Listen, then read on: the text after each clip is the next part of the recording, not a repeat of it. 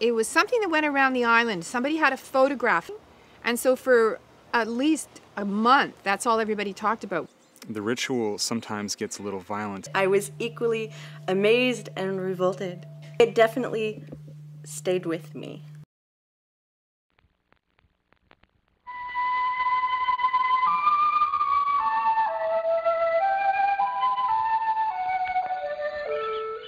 The Pacific banana slug is native to forest floors along the North American Pacific coastal rainforest belt, including the Gulf Islands. Banana slugs are usually bright yellow with black spots. They can grow up to 25 centimeters long, weighing almost 1/4 of a pound. Their life expectancy in the wild is from 2 to 6 years. Slugs use 2 pairs of tentacles to sense their environment. The upper pair are used to detect light and movement. The lower pair are used to detect chemicals. The tentacles can retract quickly to avoid damage. Banana slugs excrete a thick coating of slime around their bodies. This prevents dehydration, which can be fatal to them. It also helps them travel unharmed across uneven surfaces, lubricating the terrain for easy travel.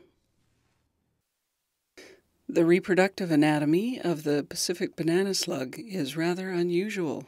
It has an over-enlarged penis, and because of this fact, the mating rituals are long and drawn out and often quite violent. I thought they were fighting. They were sliding down and sort of smushing into each other. All banana slugs are hermaphrodites. Hermaphrodite means that an individual banana slug has both male and female sexual organs.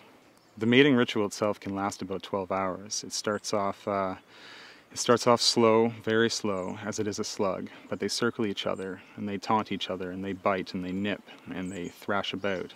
And then a few more hours will go by where they will come into a yin-yang position, where they will continue to stimulate their genital organs.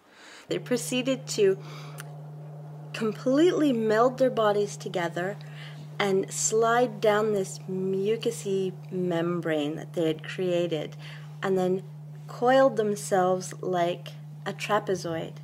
And at that point, penetration occurs, and both slugs will insert their penises into the other's genital opening, which is hidden underneath the mantle.